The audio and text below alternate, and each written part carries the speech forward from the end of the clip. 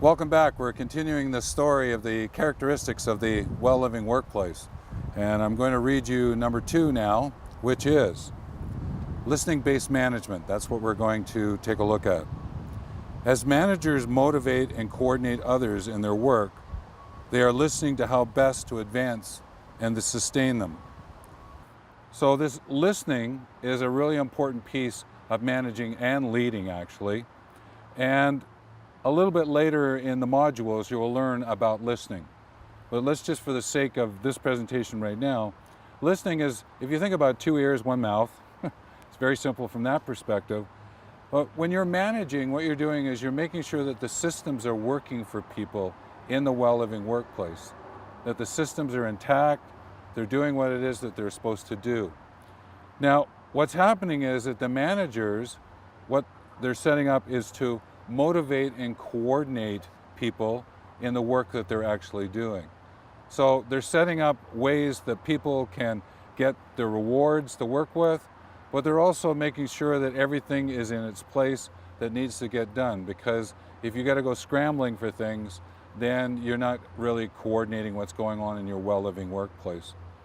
The other thing is you're listening to how to advance the people, not only in their own personal careers, for example, but also how to advance themselves as a group to be able to move forward. And that's what managers are doing.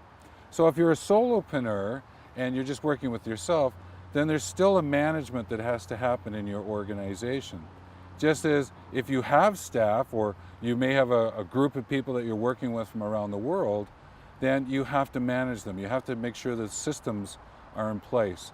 And I always remember this really key piece. It was that money is in the process. Money is in the templates. So whether you're working with yourself during your second career, or you've set this all up for other people to work with you, money is in the process. And that's an important part about being in business and creating the well-living workplace at this point in time. So one of the other really important pieces of this whole story around listening-based management is what I call the credibility pause. It's when you're engaged with someone and you're asking questions and you're chatting with them, and they might ask you a question that might sort of sound something like this. Well, how do I do that? And it's so easy to jump in and answer the question, but I would encourage you to do what I call a credibility pause. So someone asks you how, and you're doing this listen-based management, then the answer is yes, and this is what we can do. And you sort of pause there, because what you're going to do is work with that person to figure out how they're going to move forward with you, rather than just giving it to them and they walk away, because you're not going to help their learning. You're not going to help them in advancing who they are. And that's also like an awesome tip when you're working with your customers and your clients. Think about this pause, this credibility pause when you're working with them, because that'll make such a big difference when you go to look to close off the deals that you have. So that's listening-based management, some ideas around it.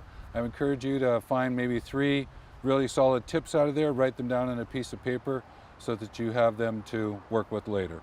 So we're going to be moving on to network-based structure in the next video.